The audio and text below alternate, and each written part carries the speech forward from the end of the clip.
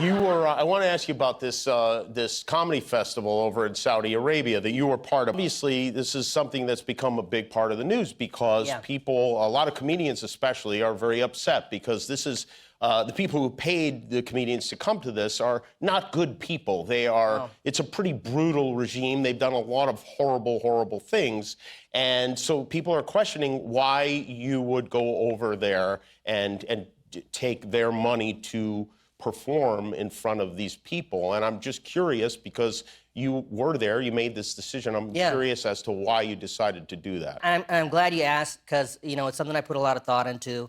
And, you know, I have an aunt that lived there for a while. And I talked to her about this and she said, you know, there's people over there that don't agree with the stuff that the government's doing.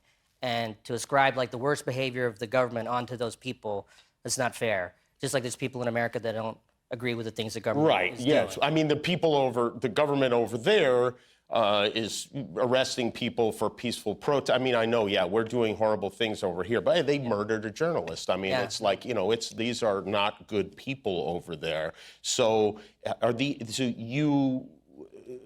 you deal with those people specifically? No, I was just there to do a show for the people. And you know, I talked to my wife about this, you know, before I went. And she said, you know, whenever there's repressive societies like this, they try to keep things out, whether it's rock and roll music or, you know, blue jeans, because it makes people curious about outside ideas, outside values. And this is a very young country. Like half the country is under the age of 25, and things can really change. And to me, like a comedy festival felt like something that's pushing things to be more open and to push a dialogue. And you kind of have to make a choice of whether you're going to isolate or engage. And for me, especially being me and looking the way I do and being from a Muslim background, it felt like something I should be a part of.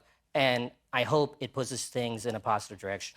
For this Riyadh thing, you know, it was something I really thought about. And even before I went, I said, you know, I'm going to do this, and I hope it's positive. And, you know, if I'm going to do this, I share the concerns that people have brought up, and it's all valid. And I said to myself and to my team, I said, hey, if we do this, part of the fee should go to support causes that support, you know, free press and human rights. And like which causes specifically, or you thinking? I think I read about Reporters Without Borders, which I think that's is really a great organization, and Human Rights Watch as well. And you know, it's a complicated issue, but you know, I felt like it was something that's pushing things in the right direction, I hope.